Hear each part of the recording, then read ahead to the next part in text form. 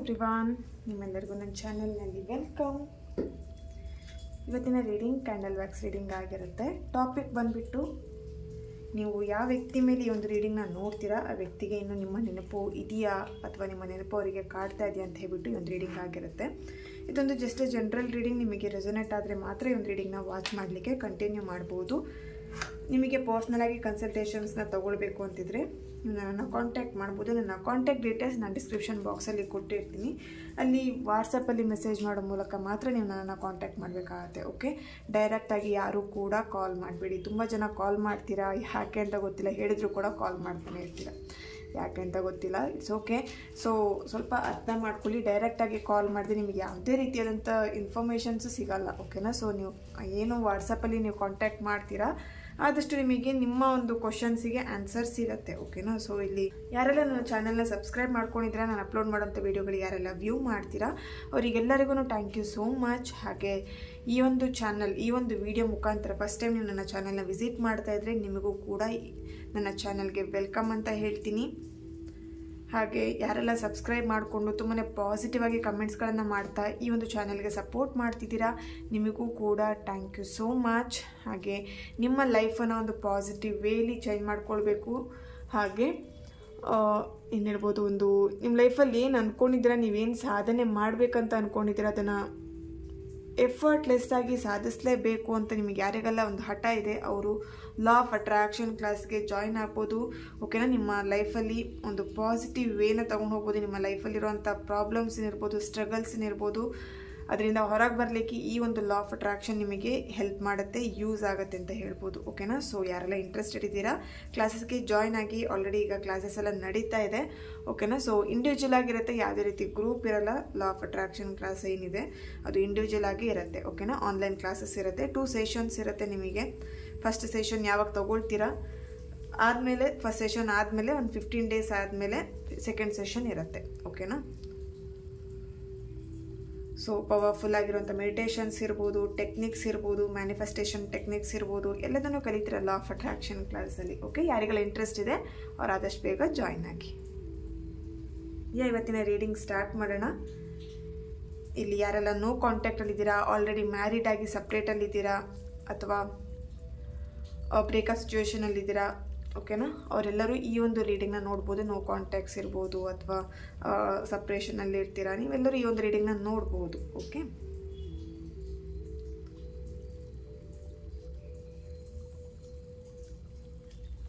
Okay, ನಿಮ್ಮ person photo ಇದ್ರೆ ನೋಡಿ ಅಥವಾ ಅವ್ರ ಫೇಸನ್ನು ನೆನ್ಪು ಮಾಡ್ಕೊಳ್ಳಿ. ಈ ಒಂದು ಕ್ಯಾಂಡಲ್ ಫ್ಲೇಮ್ ನೋಡ್ತಾ ನಿಮ್ಮ ಪರ್ಸನ್ ಹೆಸರನ್ನ 3 ಬಾರಿ ಹೇಳಿ. ಓಕೆ, ಪರಾಶಕ್ತಿ ಜಗನ್ಮಾತೆ, ಥ್ಯಾಂಕ್ ಯು ನಿವಾಸ್. ಓಕೆ, ನೀವು ನೆನಪಿಸ್ಕೊಂಡಿರೋಂಥ ವ್ಯಕ್ತಿ ಅವರಿನ್ನೂ ನಿಮ್ಮ ನೆನಪಲ್ಲೇ ಇದ್ದಾರಾ? ನಿಮ್ಮ ನೆನಪು ಅವರಿಗೆ ಕಾಡ್ತಾ ಇದೆಯಾ? ಓಕೆ,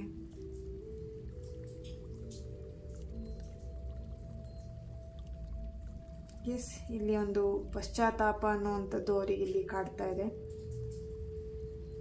ನಿಮಗೆ ಮೋಸ ಮಾಡಿದೆ ಅಂತ ಇರ್ಬೋದು ಅಥವಾ ನಿಮಗೆ ಹರ್ಟ್ ಮಾಡಿದೆ ಅಂಥೇಳಿ ಒಂದು ಪಶ್ಚಾತ್ತಾಪ ಕಾಡ್ತಾ ಇದೆ. ಓಕೆನಾ?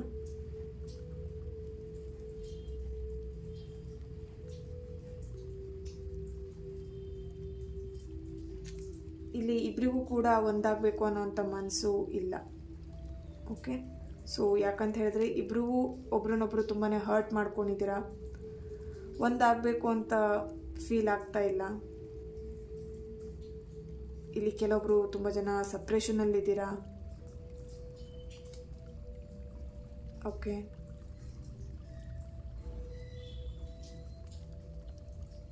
ಇದೆಯಾ? ಓಕೆ, ಸೊ ತುಂಬಾ ಮೆಂಟಲಿ ಡಿಸ್ಟರ್ಬ್ ಆಗಿದ್ದೀರಾ, ಮೈಂಡ್ ತುಂಬಾ ಡಿಸ್ಟರ್ಬ್ ಆಗಿದೆ. ಸೊ ಅವರಿಗೂ ನಿಮ್ಮ ನೆನಪು ತುಂಬಾ ಕಾಡ್ತಾ ಇದೆ, ಯಾವ ಕೆಲಸ ಮಾಡಲಿಕ್ಕೂ ಕೂಡ ಇಂಟ್ರೆಸ್ಟ್ ಇಲ್ಲ. ಓಕೆ, ಸೊ ಅವ್ರ ಮೈಂಡಲ್ಲಿ ಅನ್ನಿಸ್ತಾ ಇದೆ ಇತ್ತೀಚಿನ ದಿನದಲ್ಲಿ ಯಾಕೆ ಈ ಥರ ಪ್ರಾಬ್ಲಮ್ಸ್ ಆಯಿತು ರಿಲೇಷನ್ಶಿಪ್ಪಲ್ಲಿ ಅನ್ನೋವಂಥದ್ದು. ಓಕೆ, ಸೊ ರೀಸನ್ ಇಲ್ಲದೇ ಅಥವಾ ಕೆಲವೊಬ್ಬರಲ್ಲಿ ಸಣ್ಣ ಪುಟ್ಟ ಮನಸ್ತಾಪಗಳಿಂದ ಸಪ್ರೇಟ್ ಆಗಿದ್ದೀರಾ. ಕೆಲವರು ರೀಸನ್ ಇಲ್ಲದೇ ಸಡನ್ನಾಗಿ ಸಪ್ರೇಷನ್ ಆಗಿರೋವಂಥದ್ದು. ಓಕೆನಾ. ಸೊ ಇಲ್ಲಿ ಥರ್ಡ್ ಪಾರ್ಟಿಯಿಂದ ನೀವಿಬ್ಬರು ಸಪ್ರೇಷನ್ ಆಗಿರೋವಂಥದ್ದು. ಥರ್ಡ್ ಪಾರ್ಟಿ ಬಂದಮೇಲೆ ನಿಮ್ಮ ರಿಲೇಷನ್ಶಿಪ್ಪಲ್ಲಿ ಪ್ರಾಬ್ಲಮ್ಸ್, ಮನಸ್ತಾಪ ಜಾಸ್ತಿ ಆಗಿರೋವಂಥದ್ದು. ಓಕೆನಾ.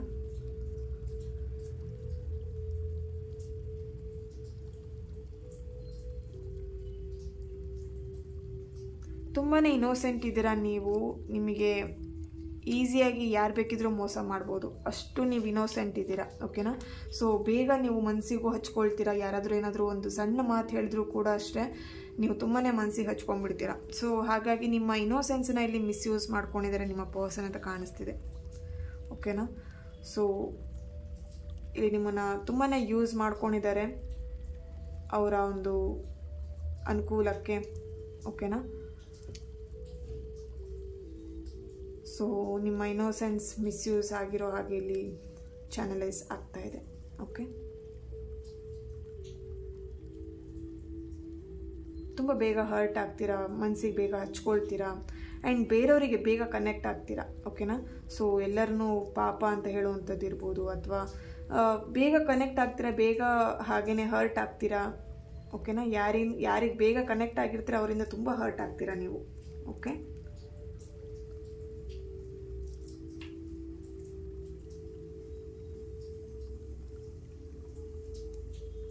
ಸೊ ಕೆಲವೊಬ್ಬರಿಗೆ ನಿಮ್ಮ ಪರ್ಸನ್ನಿಗೆ ಅನ್ನಿಸ್ತಾ ಇದೆ, ಈ ಇನ್ನೋಸೆಂಟ್ ವ್ಯಕ್ತಿಗೆ ನಾನು ಚೀಟ್ ಮಾಡಬಾರ್ದಾಗಿತ್ತು ಅನ್ನೋಂತ ಹೇಳಿ ಈಗ ಪಶ್ಚಾತ್ತಾಪ ಆಗ್ತಾ ಇದೆ. ಅವರಿಗೆ ಸರಿಯಾಗಿ ನಿದ್ದೆ ಕೂಡ ಬರ್ತಾ ಇಲ್ಲ.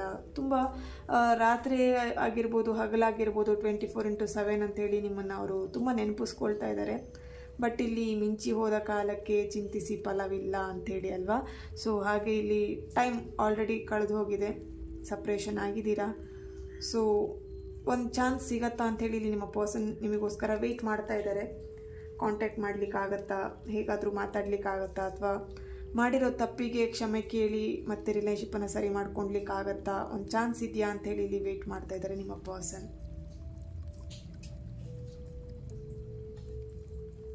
ಇಲ್ಲಿ ನಿಮಗೆ ಅನ್ನಿಸ್ತಾ ಇದೆ ಒಳ್ಳೆತನಕ್ಕೆ ಇಲ್ಲಿ ಬೆಲೆ ಇಲ್ಲ ಅನ್ನೋವಂಥದ್ದು ನಿಮ್ಮ ಮೈಂಡಿಗೆ ಬರ್ತಾ ಇರುತ್ತೆ. ತುಂಬ ಪ್ರೀತಿಯಿಂದ ನಿಮ್ಮ ಪರ್ಸನ್ನ ತುಂಬ ಚೆನ್ನಾಗಿ ನೋಡ್ಕೊಳ್ತಿದ್ರಿ. ಇಲ್ಲಿ ಆಲ್ರೆಡಿ ಮ್ಯಾರಿಡ್ ಆಗಿರೋರು ಈ ಒಂದು ರೀಡಿಂಗ್ ನೋಡ್ತಾ ಇದ್ರೆ ಅವರಿಗೋಸ್ಕರ ತುಂಬಾ ಲೈಫಲ್ಲಿ ಸ್ಯಾಕ್ರಿಫೈಸ್ ಮಾಡಿದ್ದೀರಾ, ತುಂಬಾ ಹಚ್ಕೊಂಡಿದ್ರಿ ಅವರನ್ನು. ಓಕೆನಾ. ಸೊ ಎಲ್ಲ ಥರದಲ್ಲೂ ನಿಮ್ಮ ಪರ್ಸನ್ನ ತುಂಬ ಚೆನ್ನಾಗಿ ನೋಡ್ಕೊಂಡಿದ್ರಿ. ಬಟ್ ಇಲ್ಲಿ ಏನೋ ಒಂದು ಮಿಸ್ಅಂಡರ್ಸ್ಟ್ಯಾಂಡಿಂಗ್, ಸಣ್ಣ ಮಿಸ್ಅಂಡರ್ಸ್ಟ್ಯಾಂಡಿಂಗಿಂದ ಸಪ್ರೇಷನ್ ಆಗಿದ್ದೀರಾ. ಸೊ ಈಗ ನಿಮಗೆ ಅನ್ನಿಸ್ತಿದೆ ಅಷ್ಟು ಚೆನ್ನಾಗಿ ಪ್ರೀತಿಯಿಂದ ನೋಡ್ಕೊಂಡಿರೋಂಥ ವ್ಯಕ್ತಿ ಈ ಥರ ಮೋಸ ಮಾಡಿದ್ರಲ್ಲ, ಒಳ್ಳೆತನಕ್ಕೆ ಇಲ್ಲಿ ಬೆಲೆ ಇಲ್ವಾ ಅನ್ನುವಂಥದ್ದು ನಿಮ್ಮ ಮೈಂಡಿಗೆ ಬರ್ತಾ ಇದೆ. ಓಕೆ. ಸೊ ಆಲ್ರೆಡಿ ಬೇಬಿ ಇರ್ಬೋದು, ಮಗು ಇರ್ಬೋದು ನಿಮಗೆ.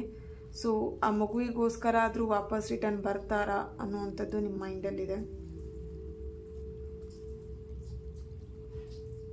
ತುಂಬ ಹಠ ಸ್ವಭಾವ ಅವರು, ಮಗು ಅಂತಲ್ಲ, ಫ್ಯಾಮಿಲಿ ಅಂತಲ್ಲ. ಇಲ್ಲಿ ಕೆಲವೊಬ್ರು ನಿಮ್ಮ ಪರ್ಸನ್ಗೆ ಫೀಲಿಂಗ್ಸ್ ತುಂಬಾ ಕಡಿಮೆ ಇದೆ. ಅಂದರೆ ಬೇರೆಯವ್ರ ಬಗ್ಗೆ ಫೀಲಿಂಗ್ಸ್ ಮಾಡೋದು ತುಂಬಾ ಕಡಿಮೆ. ಓಕೆನಾ. ಅವ್ರ ಬಗ್ಗೆ ಅವರು ತುಂಬಾ ಯೋಚನೆ ಮಾಡ್ತಾರೆ. ಫಸ್ಟು ನನಗಿರಲಿ, ಮತ್ತೆ ನೋಡೋಣ, ಬೇರೆಯವ್ರ ಚಿಂತೆ ಮಾಡೋಣ ಅಂತೇಳಿ. ಸ್ವಲ್ಪ ಸೆಲ್ಫಿಶ್ ಥರ. ಓಕೆನಾ. ಸೊ ಬೇರೆಯವ್ರ ಬಗ್ಗೆ ಸ್ವಲ್ಪ ಭಾವನೆ ಅನ್ನುವಂಥದ್ದು ಕಡಿಮೆ ಇದೆ. ಓಕೆನಾ. ಸೊ ಬೇರೆಯವ್ರಿಗೆ ಹರ್ಟ್ ಆಗುತ್ತಾ, ನನ್ನ ಈ ಒಂದು ವರ್ತನೆಯಿಂದ ಬೇರೆಯವ್ರಿಗೆ ಹರ್ಟ್ ಆಗುತ್ತಾ ಇಲ್ವಾ ಅನ್ನೋಂಥ ಒಂದು ಮನೋಸ್ಥಿತಿ ಅವರಿಗೆ ಇಲ್ಲ. ಓಕೆನಾ. ಸೊ ಹಾಗಾಗಿ ನಿಮ್ಮ ರಿಲೇಷನ್ಶಿಪ್ಪಲ್ಲಿ ತುಂಬಾ ಫೈಟಿಂಗ್ ಆಗ್ತಿರುತ್ತೆ ಅವಾಗವಾಗ. ಬಟ್ ಫೈಟಿಂಗ್ ಆದರೂ ಕೂಡ ಸರಿ ಆಗತ್ತೆ ರಿಲೇಷನ್ಶಿಪ್ಪಲ್ಲಿ. ಓಕೆನಾ.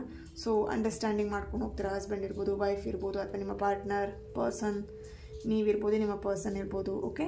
ಸೊ ಅಂಡರ್ಸ್ಟ್ಯಾಂಡಿಂಗ್ ಮಾಡ್ಕೊಂಡು ಹೋಗ್ತೀರಾ. ಬಟ್ ಇಷ್ಟು ದಿನದವರೆಗೂ ಹಾಗೇ ಹೊಂದಾಣಿಕೆ ಮಾಡಿಕೊಂಡು ಅಂಡರ್ಸ್ಟ್ಯಾಂಡಿಂಗಲ್ಲೇ ಹೋಗ್ತಾ ಇತ್ತು ರಿಲೇಷನ್ಶಿಪ್.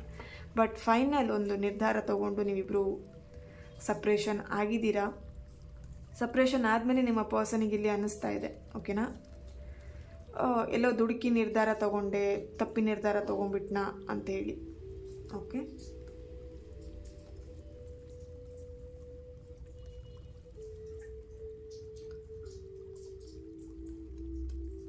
ತುಂಬ ಚೆನ್ನಾಗಿ ನಿಮ್ಮ ಪರ್ಸನ್ ಮಾತಾಡ್ತಾರೆ ಅಂತ ಕಾಣಿಸ್ತಿದೆ ಇಲ್ಲಿ.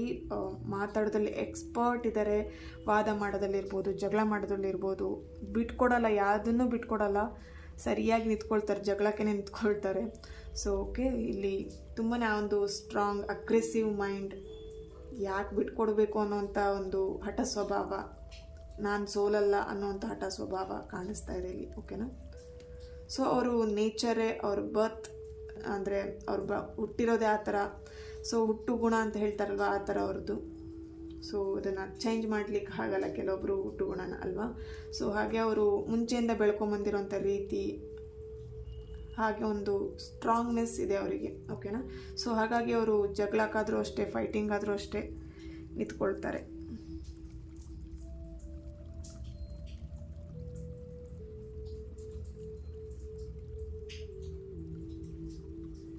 ಇಲ್ಲಿ ನಿಮ್ಮ ಮ್ಯಾರೇಜ್ ಆಗಿರೋಂಥ ಡೇಟ್ ಇರ್ಬೋದು, ಅಥವಾ ನಿಮ್ಮ ಬರ್ತ್ ಡೇಟ್ ಇರ್ಬೋದು, ನಿಮ್ಮ ಪರ್ಸನ್ ಬರ್ತ್ ಡೇಟ್ ಇರ್ಬೋದು. 8, 16, ಓಕೆ, 11, 9, 14, 12, 22, 28, 5, 25. ಓಕೆ, ಈ ಒಂದು date of birth, marriage date ಇರ್ಬೋದು. ಸೊ ಇಲ್ಲಿ ನಿಮ್ಮ ಪರ್ಸನ್ ನಿಮ್ಮನ್ನು ತುಂಬ ಮಿಸ್ ಮಾಡ್ಕೊಳ್ತಿದ್ದಾರೆ. ಈಗ ಅವರಿಗೆ ತುಂಬಾ ಪ್ರೀತಿ ಅನ್ನೋವಂಥದ್ದು ಗೊತ್ತಾಗ್ತಿದೆ, ಪ್ರೀತಿ ಬೆಲೆ ಅವ್ರಿಗೆ ಈಗ ಅರ್ಥ ಆಗ್ತಿದೆ. ಓಕೆ. ಸೊ ಇಲ್ಲಿ L, C letter, K letter, Y, J, G, H, S, L, N, P, T, A ಲೆಟರ್ನವರ ಪ್ರೆಸೆನ್ಸ್ ಇದೆ. ಐ ಲವ್ ಯು ಅನ್ನೋಂಥ ಮೆಸೇಜ್ ಕೂಡ ಇಲ್ಲಿ ಬರ್ತಾ ಇದೆ. ಓಕೆ. ಸೊ ಮಿಸ್ ಮಾಡ್ಕೊಳ್ತಾ ಇದ್ದಾರೆ, ನೆನ್ಪು ಮಾಡ್ಕೊಳ್ತಾ ಇದ್ದಾರೆ. ಓಕೆ, ಇಲ್ಲಿ ಟ್ಯಾರೋಯಿಂದ ಏನು ಬರ್ತಿದೆ ಅಂತ ಹೇಳಿ ಚೆಕ್ ಮಾಡೋಣ.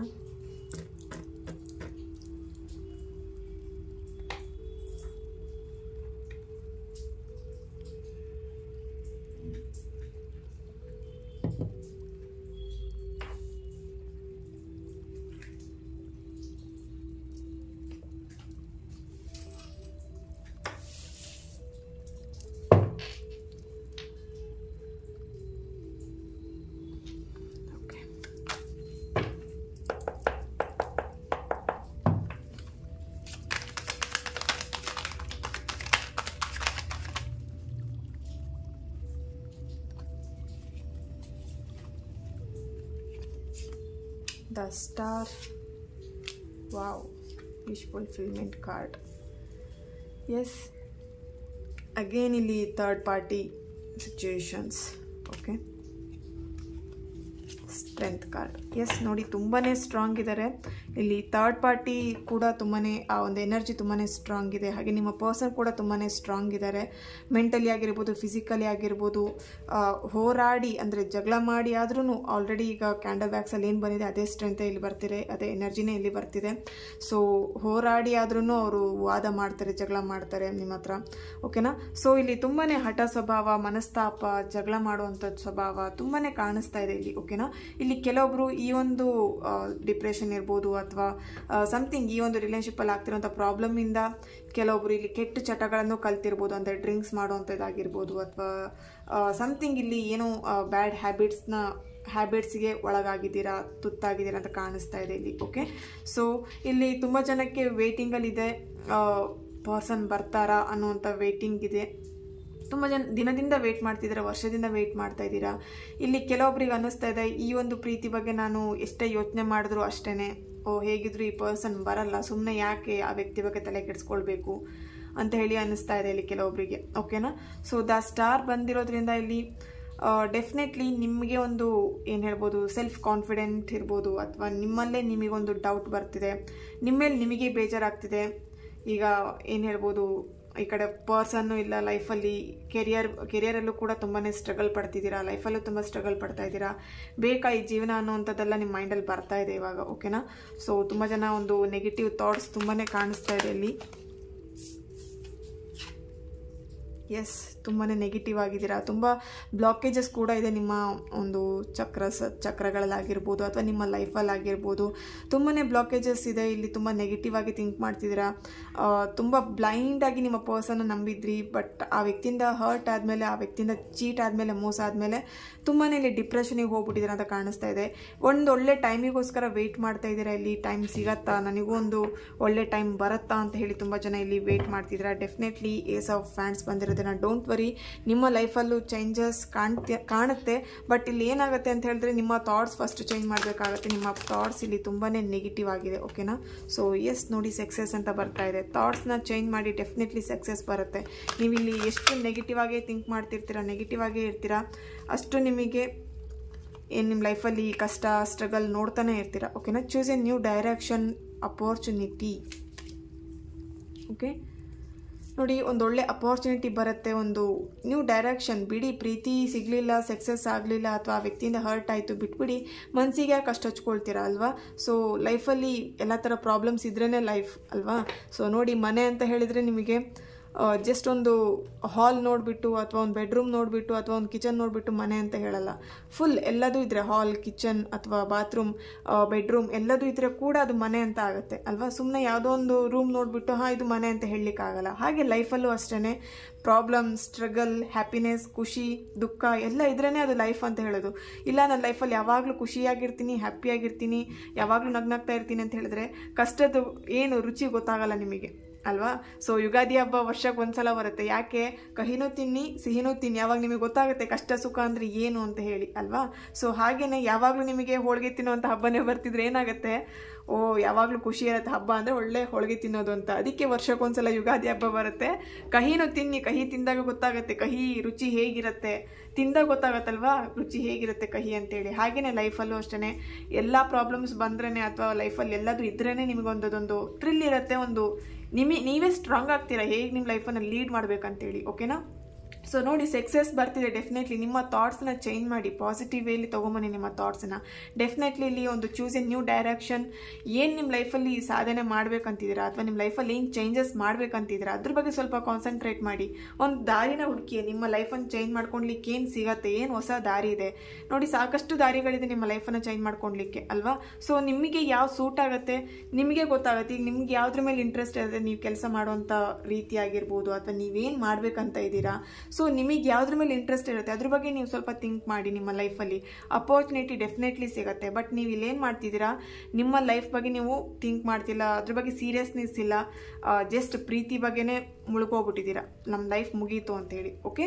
ಸೊ ಇಲ್ಲಿ ನಿಮಗೆ ಒಂದು ಬ್ಯೂಟಿಫುಲ್ ಆಗಿರೋಂಥ ಲೈಫ್ ಲೀಡ್ ಮಾಡಬೇಕಂತ ಇದ್ದರೆ ಆದಷ್ಟು ಆ ನೆಗೆಟಿವ್ ಮೈಂಡಿಂದ ಇರ್ಬೋದು ಅಥವಾ ನಿಮ್ಮ ಲೈಫ್ ಬಗ್ಗೆ ಒಂದು ಸ್ವಲ್ಪ ಕಾನ್ಸಂಟ್ರೇಟ್ ಮಾಡುವಂಥದ್ದು ತುಂಬಾ ಇಂಪಾರ್ಟೆಂಟ್ ಆಗಿದೆ ಇಲ್ಲಿ, ಓಕೆ. ಸೊ ಓಕೆ, ಇಲ್ಲಿ ರೊಮ್ಯಾಂಟಿಕ್ ಏಂಜಲಿಂದ ಏನು ಬರ್ತಿದೆ ಅಂತ ಹೇಳಿ ಚೆಕ್ ಮಾಡೋಣ. ನ್ಯೂ ಲವ್ ನೋಡಿ, ಯಾರೆಲ್ಲ ಆಲ್ರೆಡಿ ಲವ್ವಲ್ಲಿ ಮೋಸ ಆಗಿದೆ ಅಥವಾ ಒಂದು ಬ್ರೇಕಪ್ ಆಗಿ ಮೂವ್ ಆನ್ ಆಗ್ಬಿಟ್ಟಿದ್ದೀರಾ ಅಥವಾ ನಿಮ್ಮ ಲೈಫನ್ನು ನೀವು ಲೀಡ್ ಮಾಡ್ತಿದ್ದೀರಾ ಅಥವಾ ಇಲ್ಲಿ ಅಯ್ಯೋ ನನ್ನ ಲೈಫಲ್ಲಿ ಇಷ್ಟೇನಾ, ಪ್ರೀತಿ ಸಿಗೋದೇ ಇಲ್ವಾ ಇನ್ನು ಅಂತ ಯಾರೆಲ್ಲ ಅಂದ್ಕೊಳ್ತಿದ್ದೀರಾ, ಡೋಂಟ್ ವರಿ, ನಿಮ್ಮ ಲೈಫಲ್ಲಿ ಒಂದು ನ್ಯೂ ಲವ್ ಅನ್ನೋದು ಸಿಗುತ್ತೆ, ಓಕೆನಾ. ಸೊ ಇಲ್ಲಿ ಏನಂತ ಹೇಳಿದ್ರೆ, ನ್ಯೂ ಲವ್ಗೋಸ್ಕರ ನೀವು ಹುಡುಕ್ತಾ ಇದ್ದೀರಾ ಅಥವಾ ಒಂದು ನ್ಯೂ ಲವ್ನ ಅಟ್ರಾಕ್ಟ್ ಮಾಡ್ತಿದ್ದೀರಾ ಅಂತಿದ್ರೆ, ನಿಮ್ಮ ಪಾಸ್ಟ್ ಲೈಫಲ್ಲಿ ಏನು ನೀವು ರಿಲೇಷನ್ಶಿಪ್ಪಲ್ಲಿ ನೋವು ತಿಂದಿರ್ತೀರ ಅಥವಾ ನಿಮ್ಮ ಪಾಸ್ಟ್ ಲೈಫ್ ರಿಲೇಷನ್ಶಿಪ್ ಏನಿರುತ್ತೆ ಅದನ್ನು ಕಂಪ್ಲೀಟಾಗಿ ಫರ್ಗಿವ್ ಮಾಡಿಬಿಟ್ಟು, ಓಕೆನಾ, ಅದನ್ನು ಫರ್ಗಿವ್ ಮಾಡಿ ಅದನ್ನು ಮರೆತುಬಿಟ್ಟು ನೀವು ಒಂದು ನಿಮ್ಮನ್ನು ನೀವು ಫಸ್ಟ್ ಹೀಲ್ ಮಾಡಬೇಕು. ಆವಾಗ ಮಾತ್ರ ನೀವು ಒಂದು ನ್ಯೂ ಲವ್ನ ಅಟ್ರಾಕ್ಟ್ ಮಾಡ್ತೀರಾ, ಹಾಗೆ ಒಂದು ಹ್ಯಾಪಿ ರಿಲೇಷನ್ಶಿಪ್ನ ಅಟ್ರಾಕ್ಟ್ ಮಾಡ್ತೀರಾ, ಓಕೆನಾ. ಸೊ ಇಲ್ಲಿ ತುಂಬ ಜನ ಏನು ಮಾಡ್ತೀರಾ, ಆ ಪರ್ಸನ್ ಹೋದ್ರು ಇನ್ನೊಂದು ಪರ್ಸನ್ ಹಿಡ್ಕೊಳ್ತೀರಾ, ಇನ್ನೊಂದು ಪರ್ಸನ್ ಏನಾಗುತ್ತೆ ಅದರಿಂದ ನೋವು ತಿಂತೀರಾ. ಯಾಕೆ ನೋವು ತಿಂತಿರ್ತೀರಾ? ಸೊ ಓಲ್ಡ್ ಪರ್ಸನ್ನಿಂದ ನೀವೇನು ನೋವು ತಿಂದಿರ್ತೀರಾ ಅದರಿಂದ ಹೀಲ್ ಆಗಿರಲ್ಲ, ನೀವು ಅದೇ ನೆನಪಲ್ಲೇ ಇರ್ತೀರಾ. ಸೊ ನೀವು ಅಟ್ರಾಕ್ಟ್ ಮಾಡೋದು ಅದೇ ಥರ ವ್ಯಕ್ತಿನೇ ಅಟ್ರಾಕ್ಟ್ ಮಾಡ್ತಿರ್ತೀರಾ, ಓಕೆನಾ. ಸೊ ಆ ವ್ಯಕ್ತಿಯಿಂದ ಹರ್ಟ್ ಆಯಿತು, ನೋವಾಯಿತು ಅಥವಾ ರಿಲೇಷನ್ಶಿಪ್ಪಿಂದ ನೋವಾಯಿತು, ಹರ್ಟ್ ಆಯಿತು, ಅದನ್ನು ಬಿಟ್ಟು ಫರ್ಗಿವ್ ಮಾಡಿ ಅದರಿಂದ ಹೀಲ್ ಆಗಿ ಫಸ್ಟು ನಿಮ್ಮನ್ನು ನೀವು ಹೀಲ್ ಮಾಡ್ಕೊಳ್ಳಿ. ನಿಮ್ಮನ್ನು ನೀವು ಹೀಲ್ ಮಾಡ್ಕೊಳ್ದೇನೆ ಇಲ್ಲಿ ಒಂದು ಯಾವುದೋ ಪ್ರೀತಿನ ಹುಡುಕ್ತೀನಿ ಅಟ್ರಾಕ್ಟ್ ಮಾಡ್ತೀನಿ, ಇನ್ನೊಂದು ಪ್ರೀತಿಗೆ ನಾನು ಅಟ್ಯಾಚ್ ಆಗಿಬಿಡ್ತೀನಿ ಅಥವಾ ಇನ್ನೊಂದು ಪರ್ಸನಿಗೆ ನಾನು ಏನು ಕಮಿಟ್ಮೆಂಟ್ ಕೊಡ್ತೀನಿ ಅಂತ ಹೇಳಿದ್ರೆ ನೋ, ಅದು ಕೂಡ ಏನು ಮಾಡ್ತೀರಾ, ಒಂದು ಸ್ವಲ್ಪ ದಿನ ಕ್ಯಾರಿ ಮಾಡ್ಕೊಂಡು ತೊಗೊಂಡು ಹೋಗ್ತೀರಾ ಪ್ರೀತಿನ. ನೆಕ್ಸ್ಟ್ ಅದೇ ಥರನೇ ನಿಮಗೆ ಫಸ್ಟ್ ಲವ್ ಏನಾಗಿತ್ತು ಅಥವಾ ನಿಮ್ಮ ಪ್ರೀತಿಯಲ್ಲಿ ಮುಂಚೆ ಏನಾಗಿತ್ತು ಅದೇ ಪ್ರಾಬ್ಲಮ್ನ ಮತ್ತೆ ಫೇಸ್ ಮಾಡ್ತೀರಾ. ಸೊ ಆದಷ್ಟು ನಿಮ್ಮನ್ನು ನೀವು ಹೀಲ್ ಮಾಡಿ, ನಿಮ್ಮನ್ನು ನೀವು ಪಾಸಿಟಿವಿಟಿಗೆ ತೊಗೊಂಬನ್ನಿ. ಓಕೆ, ಸೊ ಆಗ ಮಾತ್ರ ನೀವೊಂದು ಹೊಸ ಪ್ರೀತಿನಿರ್ಬೋದು, ಒಂದು ಟ್ರೂ ಲವ್ನ ನೀವು ಅಟ್ರ್ಯಾಕ್ಟ್ ಮಾಡ್ಲಿಕ್ಕೆ ಸಾಧ್ಯ.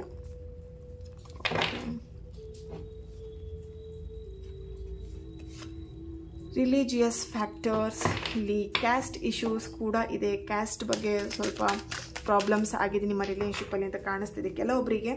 ಇಲ್ಲಿ ಯಾಕೆ ಸಪ್ರೇಷನ್ ಆಯಿತು, ಯಾಕೆ ಸಪ್ರೇಟ್ ಆದ್ರಿ ಅಂತ ಹೇಳಿದರೆ, ಇಲ್ಲಿ ನಿಮ್ಮಿಬ್ಬರ ಮಧ್ಯೆ ಒಂದು ಕ್ಯಾಸ್ಟ್ ಏನು ಇದೆ, ಕ್ಯಾಸ್ಟ್ ಇಶ್ಯೂಸ್ ಇರ್ಬೋದು. ಸೊ ಅದರಿಂದ ಇಲ್ಲಿ ತುಂಬಾ ಪ್ರಾಬ್ಲಮ್ಸ್ನ ನೋಡಿದ್ದೀರಾ, ಅದರಿಂದ ನೀವು ಹರ್ಟ್ ಆಗಿದ್ದೀರಾ ಇಲ್ಲಿ, ಅಥವಾ ನಿಮ್ಮಿಬ್ಬರು ಸಪ್ರೇಷನ್ ಆಗಲಿಕ್ಕೆ ಕಾರಣ ನಿಮ್ಮ ಕ್ಯಾಸ್ಟ್ ಇರ್ಬೋದು. ಓಕೆನಾ, ಸೊ ರಿಲೀಸ್ ಯುವರ್ ಎಕ್ಸ್. ನೋಡಿ, ಇಲ್ಲಿ ನಿಮ್ಮ ಎಕ್ಸ್ನ ರಿಲೀಸ್ ಮಾಡಿ. ಓಕೆನಾ, ಸೊ ಅವ್ರ ನೆನಪಲ್ಲಿ ನೀವು ಎಷ್ಟು ದಿನ ಇರ್ತೀರಾ, ಅವ್ರು ನನ್ನ ನೆನಪು ಮಾಡ್ಕೊಳ್ತಿದ್ದಾರಾ ಅಥವಾ ಅವ್ರು ನನ್ನ ಬಗ್ಗೆ ಯೋಚನೆ ಮಾಡ್ತಿದ್ದಾರಾ ಅಂತ ನಿಮಗೆ ತುಂಬಾ ಯೋಚನೆ. ಅವ್ರು ನಿಮ್ಮನ್ನು ಯೋಚನೆ ಮಾಡ್ತಿದ್ದಾರೋ ಇಲ್ವಾ ಗೊತ್ತಿಲ್ಲ, ನಿಮಗೆ ತುಂಬಾ ಯೋಚನೆ ಇರುತ್ತೆ ಅವ್ರು ನನ್ನ ನೆನಪು ಮಾಡ್ತಿದ್ದಾರಾ ಅಂಥೇಳಿ. ಬಟ್ ಓಕೆ, ನೆನಪು ಮಾಡೋದು ಸಹಜ. ಯಾಕಂತ ಹೇಳಿದ್ರೆ ಒಂದು ರಿಲೇಷನ್ಶಿಪ್ಪನ್ನು ನೀವು ಲೀಡ್ ಮಾಡಿರ್ತೀರಾ, ತುಂಬ ವರ್ಷದಿಂದ ಅವ್ರ ಜೊತೆ ನೀವು ರಿಲೇಷನ್ಶಿಪ್ಪಲ್ಲಿ ಇರ್ತೀರಾ ಅಂತಿದ್ರೆ ಡೆಫಿನೆಟ್ಲಿ ಆ ಒಂದು ಫೀಲಿಂಗ್ ಇರುತ್ತೆ, ಅವ್ರು ನನ್ನ ನೆನಪು ಮಾಡ್ತಾರಾ, ಪ್ರೀತಿ ಮಾಡ್ತಾರಾ ಅಂಥೇಳಿ. ಬಟ್ ಇಲ್ಲಿ ಅವರಿನ ನೋವು ತಿಂದಿರ್ತೀರಾ, ಆದರೂ ಕೂಡ ಅವ್ರ ಬಗ್ಗೆನೇ ಯೋಚನೆ ಮಾಡೋದು ಅದು ಒಳ್ಳೆಯದಲ್ಲ ಅಲ್ವಾ. ಸೊ ಹಾಗಾಗಿ ನೀವು ಆದಷ್ಟು ಆ ಒಂದು ಎಕ್ಸ್, ನಿಮ್ಮ ಪರ್ಸನ್ ಏನಿದ್ದಾರೆ ಅವ್ರನ್ನ ಆದಷ್ಟು ಮರಿಲಿಕ್ಕಿರ್ಬೋದು, ಅಥವಾ ಆ ಒಂದು ರಿಲೇಷನ್ಶಿಪ್ಪಿಂದ ಹೊರಗೆ ಬರಲಿಕ್ಕೆ ಟ್ರೈ ಮಾಡಿ. ಓಕೆನಾ, ಈ ಒಂದು ರೀಡಿಂಗ್ ನಿಮ್ಮೆಲ್ಲರಿಗೂ ಇಷ್ಟ ಆಗಿದೆ ಅಂತ ಅಂದ್ಕೊಳ್ತಾ ನೆಕ್ಸ್ಟ್ ವಿಡಿಯೋದಲ್ಲಿ ನಾನು ಸಿಗ್ತೇನೆ. ಅಲ್ಲಿವರೆಗೆ take care and God bless you all.